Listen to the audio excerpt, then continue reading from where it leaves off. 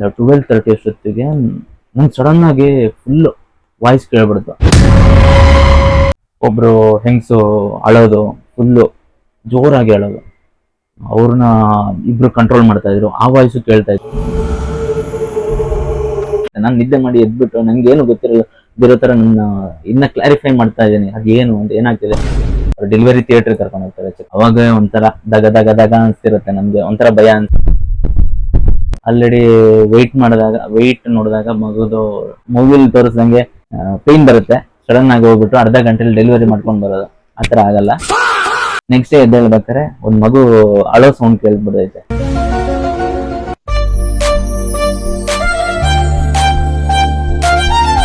Hello guys, welcome back to Karthiyesh vlogs.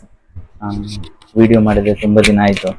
So ನೀವು ನೋಡ್ಕೊತಿರ್ತೀರ ಯಾಕೆ ತುಂಬ ದಿನ ಆಯಿತು ವಿಡಿಯೋ ಹಾಕಿಲ್ಲ ಅಂತ. ಸೊ ಏನಂತಂದರೆ ಇವಳಿಗೂ ಸ್ವಲ್ಪ ಹುಷಾರಿರಲಿಲ್ಲ. ಏನಕ್ಕೆ ನಾವು ವಿಡಿಯೋ ಮಾಡಲಿಲ್ಲ ಅನ್ನೋದಕ್ಕೆ ನಾವು ಇವತ್ತು ಈ ವಿಡಿಯೋನ ಮಾಡ್ತಾ ಇದ್ದೀವಿ. ಈ ವಿಡಿಯೋನ ಫುಲ್ ನೋಡಿ, ಇಷ್ಟ ಆದರೆ ಲೈಕ್ ಮಾಡಿ, ಶೇರ್ ಮಾಡಿ, ಅಂಡ್ ಸಬ್ಸ್ಕ್ರೈಬ್ ಮಾಡೋದಕ್ಕೆ ಮರಿಬೇಡಿ. ಇವರಿಗೆ ಡ್ಯೂ ಡೇಟ್ ಹತ್ರ ಬರ್ತಿದೆ ಅಂತ ಆಗಸ್ಟ್ 7ಗೆ ಅಂತ ಡೇಟ್ ಇತ್ತು. ಸೊ ನಾವು ಡ್ಯೂ ಡೇಟ್ ಹತ್ರ ಬಂತು ಅಂತ ನಾನು ಆಫೀಸಲ್ಲಿ ವರ್ಕ್ ಫ್ರಮ್ ಹೋಮ್ ಪರ್ಮಿಷನ್ ತೊಗೊಂಡು ಬಂದಿದ್ದೆ ಮನೆಗೆ. ಸೊ ಬಂದ ನೆಕ್ಸ್ಟ್ ಡೇನೆ ನಾನು ಸ್ಯಾಟರ್ಡೇನೋ ಬಂದಿದ್ದೆ. ನೆಕ್ಸ್ಟ್ 14ನೇ ತಾರೀಕೇನೋ ಬಂದಿದ್ದೆ. 14ನೋ ಅದಕ್ಕಿಂತ ಮೊದಲೇನೋ ಬಂದಿದ್ದೆ, 11ನೇ ತಾರೀಕು ಬಂದಿದ್ದೆ. ಆವತ್ತೇ ಇವಳಿಗೆ ಬ್ಯಾಕ್ ಪೇಯ್ನು ಎಲ್ಲ ಜಾಸ್ತಿ ಬ್ಯಾಕ್ ಪೇಯ್ನ್ ಜಾಸ್ತಿ ಬರೋಕ್ಕೆ ಸ್ಟಾರ್ಟ್ ಆಯಿತು. ಸೊ ನಾನು ಬಂದು ಒಂದು ಅರ್ಧ 2 ಅವರಲ್ಲೇ ಇಲ್ಲಿ ಸ್ಟಾರ್ಟ್ ಆಗಿಬಿಡುತ್ತೆ ಅವಳಿಗೆ ಬ್ಯಾಕ್ ಪೇಯ್ನು. ಸೊ ಸಡನ್ ಆಗಿ ನಾವು ಒಂದು ಸ್ವಲ್ಪ ಹೊತ್ತು ನೋಡೋಣ ಅಂತ, ಅಂದರೆ ಬಿಟ್ಬಿಟ್ಟು ಬರ್ತಾ ಇತ್ತು, ಸ್ವಲ್ಪ ಹೊತ್ತು ಕಳೆದುಬಿಟ್ಟು ನೋಡೋಣ ಅಂತ 4 o'clock ತನಕ ಕಾದ್ವಿ ಮಧ್ಯಾಹ್ನ. ಸೊ ಅದಾದಮೇಲೆ ನಾವು ಹಾಸ್ಪಿಟ್ಲಿಗೆ ಹೋದ್ವಿ. ಹಾಸ್ಪಿಟ್ಲ್ ಇಲ್ಲಿಂದ ನನ್ನ ಊರಲ್ಲಿ ಇರೋದು, ನನ್ನ ಊರ ಹತ್ತಿರ ಇರೋದು, ಒಂದು 13 ಕಿಲೋಮೀಟರ್. ಬಟ್ ಇಲ್ಲಿ ಪೊಳಲಿ ಬೀಚ್ ರೋಡ್ ಇಲ್ಲಿಂದ ಆಲ್ಮೋಸ್ಟ್ 30 ಕಿಲೋಮೀಟರ್ ಆಗುತ್ತೆ. ಹೋಗಿ ಸ್ವಲ್ಪ ವೆಯ್ಟ್ ಮಾಡಿದ್ವಿ. ಅಂದರೆ ಈವ್ನಿಂಗ್ ಅವ್ರು ಸ್ವಲ್ಪ ಡಾಕ್ಟ್ರು ಲೇಟಾಗಿ ಬರ್ತಾರೆ, ಅವ್ರ ಟೈಮ್ ಬರ್ತಾರೆ. ಸೊ ಲೇಟ್ ಆಯಿತು ನಾವು ಹೋಗೋಷ್ಟೊತ್ತಿಗೆ. ಅಂದರೆ ಅವ್ರು ಬೇಗನೆ ಹೋಗಿದ್ರು, ಅವ್ರದ್ದು ಆ್ಯಕ್ಚುಲಿ ಕನ್ಸಲ್ಟೆಂಟ್ ಟೈಮ್ ಆಗಿತ್ತು. ಸೊ ಅದರಿಂದ ನಾವು ರೀಚ್ ಆಗೋದು ಲೇಟ್ ಆಗಿತ್ತು, ಒಂದು 7 o'clock ಆಗಿತ್ತು. 6:30ನೋ 7 ಆಯಿತು. ಸೊ ಬಟ್ ಅಲ್ಲಿ ವೆಯ್ಟ್ ಮಾಡಿದಾಗ ಅವರು ಡಾಕ್ಟರ್ ಸ್ಕ್ಯಾನಿಂಗ್ ಮಾಡ್ಕೊಳಕ್ಕೆ ಹೇಳಿದ್ರು. ಸೊ ನಾವು ಅಲ್ಲಿ ಸ್ಕ್ಯಾನಿಂಗ್ ಮಾಡ್ಕೊಳಕ್ಕೆ ಹೋಗ್ಬೇಕಾದ್ರೆ 9 ಏನೋ ಆಯಿತು. ಅವ್ರು ಡಾಕ್ಟರ್ ಇರಲಿಲ್ಲ. ಅವರೇ 8:30 8:45 ಬರೋಕ್ಕೆ ಹೇಳಿದರು. ಬಟ್ ಡಾಕ್ಟರ್ ಇರಲಿಲ್ಲ ಸ್ಕ್ಯಾನಿಂಗ್ ಅವರು. ಸೊ ಅವ್ರ ಸ್ಕ್ಯಾನಿಂಗ್ ಅವ್ರಿಗೇನೋ ನೈಟ್ ವೆಯ್ಟ್ ಮಾಡಿಬಿಟ್ಟು ಅವರು ಬರೋದಿಷ್ಟೊತ್ತಿಗೆ 9:30 ಆಯಿತು. ಸೊ ಅವ್ರು ಬಂದಮೇಲೆ ಅವರು ಚೆಕಪ್ ಮಾಡಿಸಿ ಕ್ವಿಕ್ಕಾಗಿ ನೈಟ್ 9:30 ಆಗಿದ್ರು. ಆ ಒಂದು ಪೇಷನ್ಸಲ್ಲಿ ಅವರು ಸ್ಕ್ಯಾನಿಂಗ್ ಮಾಡಿಕೊಟ್ರು. ಆಲ್ಮೋಸ್ಟ್ ಪುತ್ತೂರಲ್ಲಿ ಫೇಮಸ್ ಇದ್ದಾರೆ. ಸೊ ಅವರು ಅಲ್ಲೊಬ್ರು ಸ್ಕ್ಯಾನಿಂಗ್ ಅವರು, ಅಲ್ಲೇ ಮಾಡಿಸಿದ್ವಿ ನಾವು. ತಿರ್ಗಾ ಹಾಸ್ಪಿಟ್ಲಿಗೆ ಬಂದು, ಸೊ ಅಲ್ಲಿ ಹಾಸ್ಪಿಟ್ಲಲ್ಲಿ ತೋರಿಸಿದಾಗ ಡಾಕ್ಟ್ರಿಗೆ ಅಂದರೆ ಡಾಕ್ಟ್ರಿಗೆ ನರ್ಸವ್ರು ಕಳಿಸಿದ್ರು. ಅವ್ರು ನೋಡಿ ಹೇಳಿದ್ರು ಪರವಾಗಿಲ್ಲ, ಏನು ಪರವಾಗಿಲ್ಲ, ಇನ್ನು ಅದೇ 1 week ಆದಮೇಲೆ ಬನ್ನಿ. ಯಾಕೆಂತಂದರೆ 1 week ಆಫ್ಟರ್ ಒಂದು ಚೆಕ್ಕಿಂಗ್ ಇಟ್ಟಿದ್ರು, ಅಂದರೆ ನಾರ್ಮಲ್ ಚೆಕ್ ಇಟ್ಟಿದ್ರು, ಅಂದರೆ ಡೇಟ್ ಹೇಳಿದ್ರು ಮೊದಲೇ. ಸೊ ಅವತ್ತೇ ಬನ್ನಿ. ಸೊ ಅದಕ್ಕಿಂತ ಮೊದಲು ಆದರೆ ಪೇಯ್ನ್ ಜಾಸ್ತಿ ಆದರೆ ಬನ್ನಿ, ಇಲ್ಲ ಅಂತಂದರೆ ಅವತ್ತೇ ಬನ್ನಿ ಅಂತಂದಿದ್ರು. ಸೊ ನಾವು ನೈಟ್ ರಿಟರ್ನ್ ಬಂದ್ವಿ. ಅದೇ 11 o'clock ಬರೋಷ್ಟೊತ್ತಿಗೆ 11 o'clock ಆಯಿತು. ಸೊ ಅದು ಫಸ್ಟ್ ಫಾಲ್ಸ್ ಕಾಂಟ್ರಾಕ್ಷನ್ ಆಗಿತ್ತು. ಸೊ ಅದು ಫಸ್ಟ್ ವಿಸಿಟ್ ಆಯಿತು ಫಾಲ್ಸ್ ಕಾಂಟ್ರಾಕ್ಷನ್ದು. ನೆಕ್ಸ್ಟ್ ಅದೇ 18ಗೆ ಬರೋಕ್ಕೆ ಹೇಳಿದರು. ಸೊ ನೆಕ್ಸ್ಟ್ ಅದೇ 1 week ಬಿಟ್ಟು ತಿರ್ಗಾ 18ಗೆ ಹೋದ್ವಿ. ನಾನು ಇಲ್ಲೇ ವರ್ಕ್ ಫ್ರಮ್ ಹೋಮ್ ಮಾಡ್ತಿದ್ದೆ 1 week, ಆ ವೀಕು. ಅದಾದ್ಮೇಲೆ ನೆಕ್ಸ್ಟ್ 18ಗೆ ಹೋಗಿದ್ವಿ ಚೆಕಪ್ಗೆ ಅಂತ. ಸೊ ಅವತ್ತು ಇವಳು ಹೇಳಿದ್ಲು, ನಂಗೆ ಹೊಟ್ಟೆ ಸ್ವಲ್ಪ ಜಾಸ್ತಿ ಗಟ್ಟಿ ಆಗ್ತಿದೆ, ಸೊ ಬ್ಯಾಕ್ ಪೇಯ್ನ್ ಇದೆ ಅಂತ ಅಂದರು. ಸೊ ಅವರು ಚೆಕ್ ಮಾಡಿದ್ರು, ಡೈಲ್ಯೂಟ್ ಚೆಕ್ ಮಾಡಿದ್ರು ಡಾಕ್ಟ್ರು. ಸೊ ಅದು ಇವಳು ನಾವು ಫಸ್ಟ್ಗೆ ಹೋಗಿದ್ದಾಗ್ಲೂ ಅವಳನ್ನ ಡೆಲಿವರಿ ಥಿಯೇಟರ್ ಕರ್ಕೊಂಡು ಹೋಗ್ತಾರೆ ಚೆಕ್ ಮಾಡೋಕ್ಕೆ. ಅಲ್ಲಿ ಚೆಕ್ ಮಾಡಿದ್ದಾಗ ಅವಳು ಒಂದು 5 minutes ಏನೋ ಕಳೆದು ಬಂದು, ಅವಾಗ ಒಂಥರ ದಗ ದಗ ದಗ ಅನಿಸ್ತಿರುತ್ತೆ, ನಮಗೆ ಒಂಥರ ಭಯ ಅನಿಸ್ತಿರುತ್ತೆ, ಏನಾಗತ್ತೋ, ಏನು ಮಾಡ್ತಾರೋ ಏನೋ. ನೆಕ್ಸ್ಟ್ ಟೈಮ್ ಹೋದಾಗ್ಲೂ ಹಂಗೆ ಕರ್ಕೊಂಡು ಹೋದ್ರು. ಸೊ ಅವಾಗಲೂ ಭಯನೇ ಆಗ್ಬಿಡ್ತು, ಏನು ಮಾಡ್ತಾರೋ, ಏನು ಹೇಳ್ತಾರೋ, ಆ ರಿಸಲ್ಟ್ ಏನು ಅಂದರೆ ನಮ್ಗೆ ಗೊತ್ತಿರಲ್ವಲ್ಲ ಹೆಂಗಿರುತ್ತೆ ಫೇಸು ಅಂತ. ಫಸ್ಟ್ ಟೈಮ್ ಬೇರೆ ಡೆಲಿವರಿ ರೂಮ್ ಹೊರಗಡೆ ಕಾಯ್ತಾ ಇರೋದು. ಆ ಥರ ಇದ್ದಾಗ ಏನು ಹೇಳ್ತಾರೋ ಏನು, ಅದೇ 5 to 10 minutes ಆದಮೇಲೆ ಡಾಕ್ಟ್ರ್ ಹೇಳ್ತಾರೆ ರಿಸಲ್ಟು. ಅವಾಗಲೂ ಅದೇ 18ಗೆ ಹೋದಾಗಲೂ ಏನೂ ಇಲ್ಲ ಪ್ರಾಬ್ಲಮ್ಮು, ನೆಕ್ಸ್ಟ್ ಒಂದು 10 days ಬಿಟ್ಟು ಬನ್ನಿ ಅಂತ ಅಂದರು. ನಮಗೆ ಏನು ಒಂದು ಕನ್ಫ್ಯೂಷನ್ಸ್ ಇದ್ದಿದ್ದು ಅಂತಂದರೆ, LMP ಪ್ರಕಾರ ಅವಳದು 9 ಡೇಸ್ ಆಲ್ರೆಡಿ ಹತ್ರ ಬರ್ತಿತ್ತು. ಅದೇ August 9 months 9 days August July 20ಗೆ ಆಗೋಗಿರೋದು. ಅಂದ್ರೆ ಜುಲೈ 20ಗೆ ಲೆಕ್ಕ ಹಾಕಿದಾಗ ಜುಲೈ 2021 ಬರುತ್ತೆ. ಸೊ ಬಟ್ ನಾವು ಫಸ್ಟ್ ಡಾಕ್ಟ್ರು ನಮ್ಗೆ ಕೊಟ್ಟಿರೋ ಡೇಟ್ ಆಗಸ್ಟ್ 7 ಇತ್ತು. ಸೊ ಅದ್ರ ಪ್ರಕಾರ ನಮ್ಗೆ ತುಂಬಾ ಕನ್ಫ್ಯೂಷನ್ಸ್ ಇತ್ತು. ಸೊ ಇವಳು ಭಯ ಪಡ್ಕೊಂಡಿದ್ಲು, ನಮ್ಮ ಮನೆಯವರು ಇವಳ ಮನೆಯವರು ಎಲ್ಲರೂ ಭಯ ಪಡ್ಕೊಂಡಿದ್ರು. ದಿನ ಹತ್ರ ಬರ್ತಾ ಇದೆ, ಬಟ್ ಡಾಕ್ಟರ್ ಏನು ಹೇಳ್ತಿಲ್ಲ. ಸೊ ಆಗಸ್ಟ್ 7 ತನಕ ಕಾದ್ರೆ ಹೆಂಗೆ, ಇವಳಿಗೊಂದು ಭಯ ಆಯ್ತು. ಆಲ್ರೆಡಿ ವೆಯ್ಟ್ ನೋಡಿದಾಗ ಮಗುದು 900 ಇತ್ತು. ತಿನ್ನಕ್ಕಾದ್ರೆ ಜಾಸ್ತಿ ಆಗತ್ತಲ್ಲ, ಸೊ ಸಿಸೇರಿಯನ್ ಹೇಳ್ಬಿಡ್ತಾರಲ್ಲ, C-section ಹೇಳ್ಬಿಡ್ತಾರೇನೋ ಅಂತ ಭಯ ಹೇಳಿದ್ಲು. ಸೊ ಅದ್ರ ಪ್ರಕಾರ ನಾವು ಕಾದ್ವಿ. ಆ ವೀಕ್ ಬಂದ್ವಿ, 18ಗೆ ಬಂದ್ವಿ. ತಿರ್ಗಾ ಮನೆಗೆ ಬಂದ್ವಿ 18th ಏನೋ ಅವತ್ತೇನೋ ಸ್ಕ್ಯಾನಿಂಗ್ ಹೇಳಿರಲಿಲ್ಲ, ಪ್ರೀವಿಯಸ್ ಸ್ಕ್ಯಾನನ್ನೇ ನೋಡಿ ಚೆಕ್ ಮಾಡಿ ಹೇಳಿದ್ರು. ಸೊ ತಿರ್ಗಾ ಬಂದ್ವಿ. ಸೊ ನನ್ಗೇನು ಭಯ ಆಯ್ತು ಅಂತಂದ್ರೆ, ನಾನು ಅದೇ 10 days ಇದ್ದಾಗ ವರ್ಕ್ ಫ್ರಮ್ ಹೋಮ್ ಬೇಕು ಅಂತ ಹೇಳಿದ್ದೆ. ಸೊ ಇಲ್ಲಿ ಅವಳಿಗೆ ಆ ಥರ ಪೇಯ್ನ್ 1-2 ಸಲ ಬಂದಿತ್ತು. ಅಂದರೆ ನಾನು ವರ್ಕ್ ಫ್ರಮ್ ತಗೊಂಡು ಬರೋದಕ್ಕಿಂತ ಮುಂಚೆ ಮನೆಗಿದ್ದಾಗ ಸ್ವಲ್ಪ ಪೇಯ್ನ್ ಇತ್ತು. ಸೊ ಅದರ ಮೇಲೆ ನಾನು 1 week ಇರ್ಬೋದೇನೋ ಅಂತ ತಗೊಂಡ್ಬಂದಿದ್ದೆ. ಸೊ ಇಲ್ಲಿ ಅದು ಭಯನೂ ಇತ್ತು ಅವಳಿಗೆ. ನಾನು ವರ್ಕ್ ಫ್ರಮ್ ಹೋಮ್ ತಗೊಂಡು ಬಂದಿದ್ದೇನೆ, ಏನಾದರೂ ಎಫೆಕ್ಟ್ ಆಗುತ್ತಾ, ವರ್ಕ್ಗೆ ಏನಾದರೂ ಎಫೆಕ್ಟ್ ಆಗುತ್ತಾ ಅಂತ ಆ ಥರನೂ ಭಯ ಪಡ್ಕೊತಾ ಇದ್ಲು ಅವಳು. ನನ್ಗೆ ಭಯ ಇರಲಿಲ್ಲ, ನಾನು ಕೇಳ್ಕೊಂಬಂದಿದ್ದೆ, ಸ್ವಲ್ಪ ಮಾತಾಡಬೇಕಾಗತ್ತೆ ಅನ್ನೋ ಇದಿತ್ತು. ಸೊ ಹಾಗೆ 3 ದಿನ ವರ್ಕ್ ಫ್ರಮ್ ಹೋಮ್ ಮಾಡಿದೆ. ನೆಕ್ಸ್ಟ್ ಅದೇ 3 ದಿನ ಸ್ಯಾಟರ್ಡೆ ಹೋಗಿದ್ದು ನಾವು, Monday Tuesday Sunday, Monday Tuesday Wednesday ಸ್ವಲ್ಪ ಪೇಯ್ನ್ ಬಂತು. ವೆಡ್ನೆಸ್ಡೇ ಈವ್ನಿಂಗ್ ಸ್ವಲ್ಪ ಪೇಯ್ನ್ ಬಂತು, ಸ್ವಲ್ಪ ಪೀಕ್ ಆಗಿತ್ತು. ಅಂದ್ರೆ ಅವಳಿಗೆ ಕಂಟ್ರೋಲ್ ಆಗ್ತಿರ್ಲಿಲ್ಲ. ಸೊ ಮೊದ್ಲಿನ ಹೇಗೆ ಪೇಯ್ನ್ ಬರುತ್ತೆ ಅದಕ್ಕೆ ಸ್ವಲ್ಪ ಪೀಕ್ ಆಗಿತ್ತು. ಸೊ ನನ್ಗೂ ಭಯ ಆಗೋಯ್ತು. ನನಗೆ ಅಂತಂದ್ರೆ ನಾನು ಭಯ ಪಡ್ಕೊಳ್ಳಿ, ಇಲ್ಲಿ ಮನೆಯಲ್ಲಿ ಭಯ ಜಾಸ್ತಿ ಪಡ್ಕೊಳ್ಳೋಣ. ನಮ್ಮ ಮನೆಯಲ್ಲೂ ಹೇಳಿದ್ರು, ನೀವು ಒಂದ್ಸಲ ಡೇಟ್ ಅಂದ್ರೆ LMP ಪ್ರಕಾರ ಡೇಟ್ ಹತ್ರ ಆಗಿದೆಯಲ್ಲ 9 months ಒಂದ್ಸಲ ತೋರ್ಸ್ಕೊಂಬ ಡಾಕ್ಟರ್ ಹತ್ರ ಅಂತ, ಹೋಗಿ ಬನ್ನಿ, ಕನ್ಸಲ್ಟ್ ಮಾಡ್ಕೊಂಡ್ ಬನ್ನಿ ಅಂತ. ಸೊ ಅದ್ರ ಹತ್ರನು ಅದು ಇತ್ತು. ನಮ್ಗೆ ಇಲ್ಲಿ ಸ್ವಲ್ಪ ಪೇಯ್ನ್ ಬಂದಾಗ ಏನೋ ಹತ್ರ ಇದಿರುತ್ತೆ ಅಂತ ಹೋದ್ವಿ. ಮತ್ತೆ ಕೆಲವೊಬ್ರು ಹೇಳ್ತಾರೆ ಅದೇ ಫಸ್ಟ್ ಬೇಬಿ ಆಗಿದ್ರೆ 15 days ಮೊದಲು ಆಗೋ ಚಾನ್ಸಸ್ ಎಲ್ಲ ಇರುತ್ತೆ ಅಂತ. ಸೊ ನಾವು ಆ ಪ್ರಕಾರ ಹಿಡ್ಕೊಂಡು ಅವತ್ತು ಸ್ವಲ್ಪ ಪೇಯ್ನ್ ಜಾಸ್ತಿ ಇದ್ದಿದ್ದರಿಂದ ಈವ್ನಿಂಗ್ ಹೊರಟಾಗ ನಮಗೆ ಈವ್ನಿಂಗು ಡಾಕ್ಟ್ರು ಸ್ವಲ್ಪ ಲೇಟಾಗಿ ಬಂದರು. ಅವತ್ತು 6-6:30 ಏನಾಗುತ್ತೆ. ಮೇ ಬಿ ಏನೋ ಕೇಸ್ ಇತ್ತು ಅನ್ಕೋತೀನಿ. ಮೇ ಬಿ ಕೇಸ್ ಅಂತಂದರೆ ಡೆಲಿವರಿ ಇತ್ತು ಅನ್ಕೋತೀನಿ, ಅದಕ್ಕೆ ಮೇ ಬಿ ಲೇಟಾಗಿ ಬಂದಿದ್ರು ಅವರು. ಅವತ್ತು ಕನ್ಸಲ್ಟೇಷನ್ಗೆ ಸಿಕ್ಕಿದ್ರು ನನಗೆ. ಅವ್ರು ಚೆಕ್ ಮಾಡಿ ಹೇಳಿದಾಗ ಅದೇ ಸ್ವಲ್ಪ ಹೊಟ್ಟೆ ಹೇಳ್ದಂಗೆ ಸ್ವಲ್ಪ ಗಟ್ಟಿ ಇದೆ. ಸೊ ನೀವು ಅದೇ 4 to 5 kilometers ಯಾವ್ದಾದ್ರು ಮನೆ ಇದೆಯಾ ಅಂತ ಅಂದ್ರು. ಅಂದರೆ ನಮ್ಮ ಮನೆಗೆ 15 kilometer ಆಗುತ್ತೆ, ಇವ್ರ ಮನೆಗಾದ್ರೆ 35 kilometer ಆಗುತ್ತೆ. ಸೊ ಅದಕ್ಕೆ ಹತ್ರದಲ್ಲಿ ಯಾರ್ದು ಇರಲಿಲ್ಲ.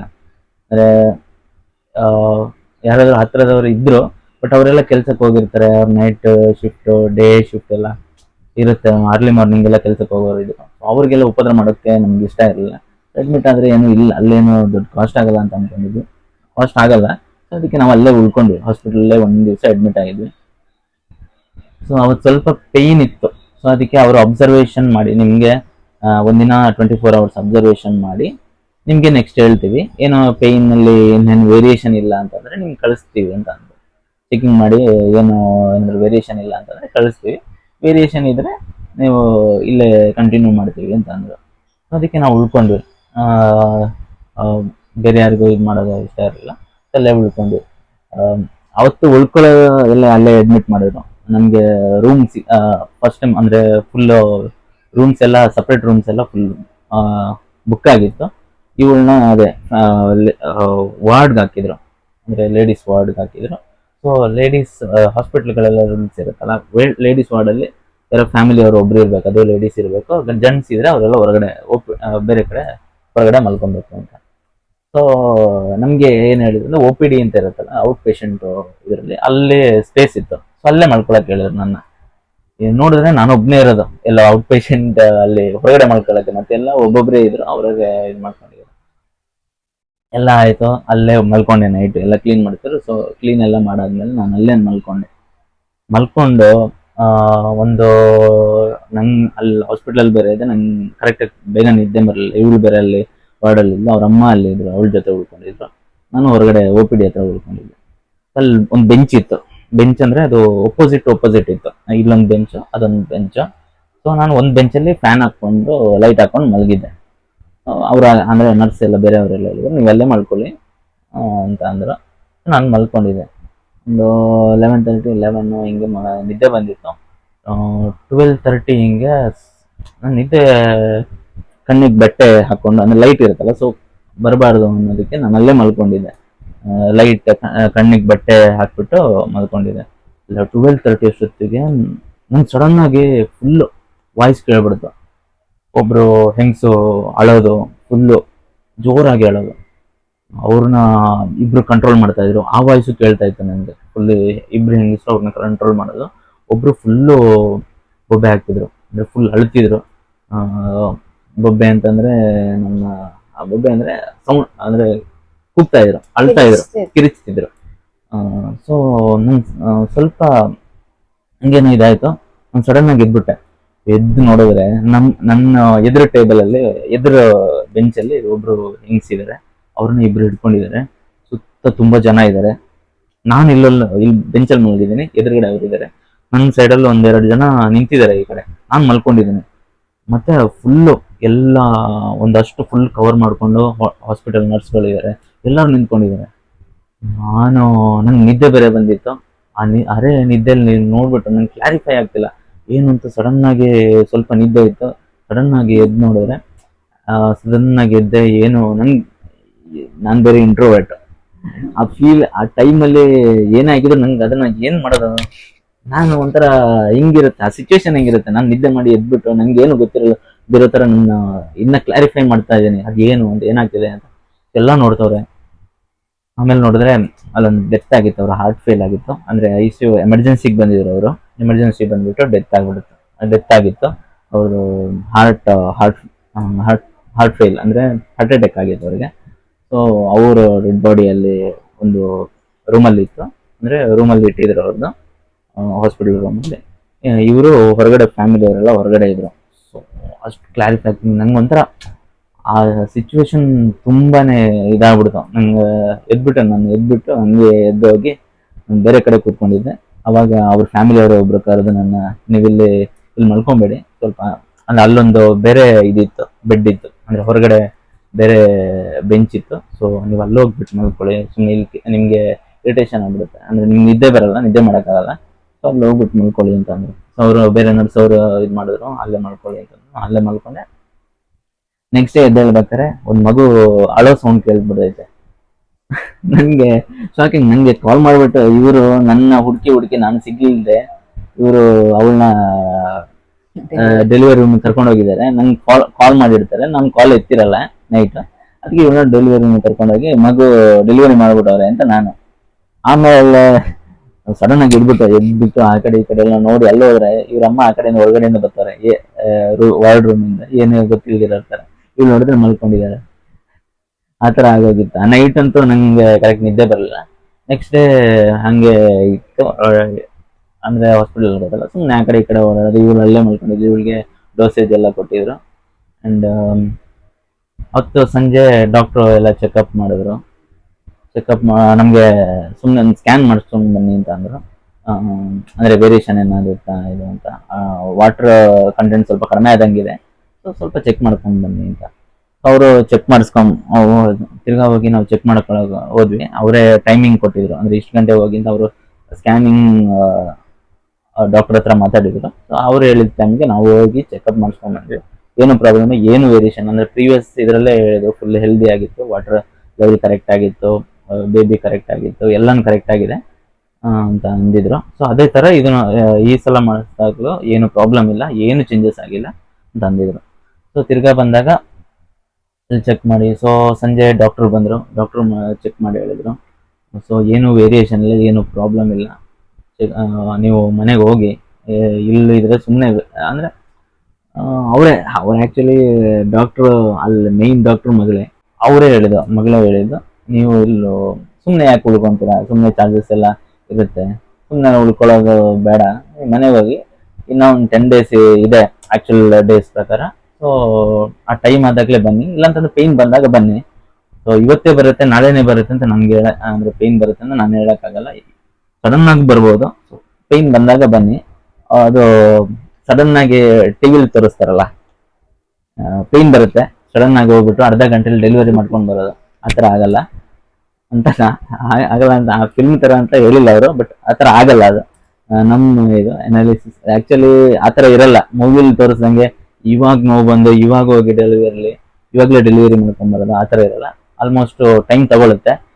ಕೆಲವೊಬ್ಬರಿಗೆ 5 to 6 hours ತಗೊಳುತ್ತೆ, ಕೆಲವೊಬ್ಬರಿಗೆ 14 hours 24 hours ತಗೊಳುತ್ತೆ.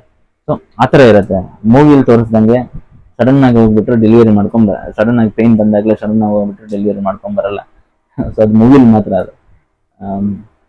ಸೊ ಸಂಜೆ ಕಳ್ಸಿದ್ರು ನಮ್ಮನ್ನ, ಕಳ್ಸಿದ್ರು. ಬಟ್ ಇವ್ರದ್ದು ಫಸ್ಟ್ ಟೈಮ್ ಅವಳ ಅಡ್ಮಿಟ್ ಮಾಡಿದ್ರಲ್ಲ, ಅವಳದು ಇವಳ ಕತೆ ಅಂತಂದ್ರೆ after long years, after 27 years 26 years ಏನೋ ಇದು ಕ್ಯಾನ್ಯುಲ್ ಹಾಕ್ತದೆ. ಫಸ್ಟ್ ಕ್ಯಾನ್ಯುಲ್ ಹಾಕೋದು ಅವಳಿಗೆ. ಇಂಜೆಕ್ಷನ್ ಅಂದ್ರೆ ಮೊದ್ಲೇ ಭಯ.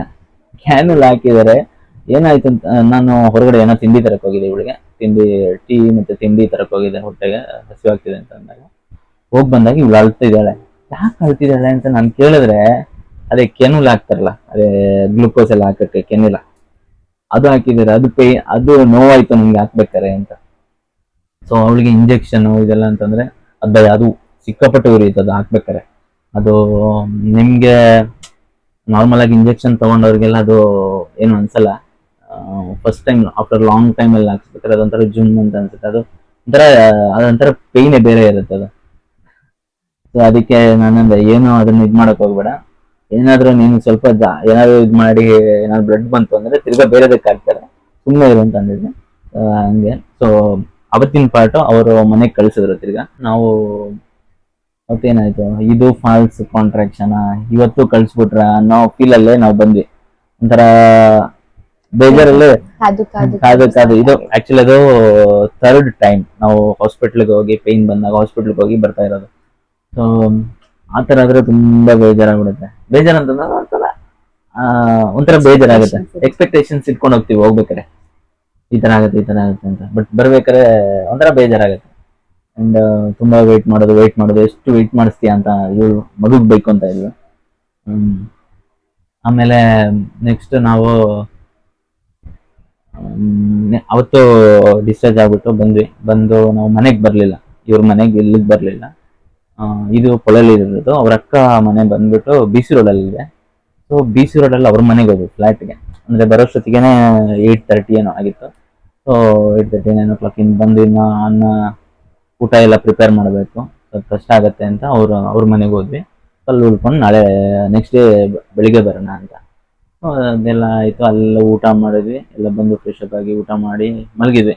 ಮಲಗ್ಬೇಕಾದ್ರೆ 11 ಗಂಟೆ ಏನಾಗಿತ್ತು. ನನಗೂ ಸ್ವಲ್ಪ ನೆಕ್ಸ್ಟ್ ಪ್ರೀವಿಯಸ್ ಡೇದು ಫುಲ್ ನಿದ್ದೆ ಇತ್ತು. 10 ಗಂಟೆ 10:30 ಮಲಗಿದ್ವಿ ನಾವು. ಪ್ರೀವಿಯಸ್ ಡೇದು ನಿದ್ದೆನೂ ಇತ್ತು ನನಗೆ, ನಿದ್ದೆನೂ ಕರೆಕ್ಟಾಗಿ ಬಂದಿರಲಿಲ್ಲ. ಸೊ ಲೆಗ್ ಪೇನ್ ಎಲ್ಲ ಇತ್ತು. ಸ್ವಲ್ಪ ಲೆಗ್ ಪೇನ್ ಎಲ್ಲ ನೋವೆಲ್ಲ ಇದು ಮಾಡ್ಕೊಂಡು ನಿದ್ದೆ ಮಾಡಿದ್ದೆ. ಅಂಡ್ ಇದೇ ರೀಸನ್ಗೋಸ್ಕರ ನಾನು ಅದೇ ಫಾಲ್ಸ್ ಕಾಂಟ್ರಾಕ್ಷನ್ ಇಂದ ಫ್ರೀಕ್ವೆಂಟ್ಲಿ ಹಾಸ್ಪಿಟ್ಲು ಮನೆ ಅಂಡ್ ಕನ್ಫ್ಯೂಷನ್ಸ್, ಆ ಭಯ ಅಂಡ್ ಇವಳಿಗೆ ಸ್ವಲ್ಪ ನೋವು ಇದ್ದಾಗ ವಿಡಿಯೋ ಮಾಡ್ಕೊಳಕ್ ಆಗಲ್ಲ. ಅದೇ ರೀಸನ್ಗೋಸ್ಕರ ನಾವು ಇಷ್ಟು ದಿನ ವಿಡಿಯೋ ಮಾಡಲಿಲ್ಲ. ಇಲ್ಲಿವರೆಗೆಲ್ಲ ಸಪೋರ್ಟ್ ಮಾಡಿದವ್ರಿಗೆ ಥ್ಯಾಂಕ್ ಯು. ಅಂಡ್ ಈ ವಿಡಿಯೋ ಇಷ್ಟ ಆಗಿದ್ರೆ ಲೈಕ್ ಮಾಡಿ, ಶೇರ್ ಮಾಡಿ ಅಂಡ್ ಸಬ್ಸ್ಕ್ರೈಬ್ ಮಾಡೋದಕ್ಕೆ ಮರಿಬೇಡಿ.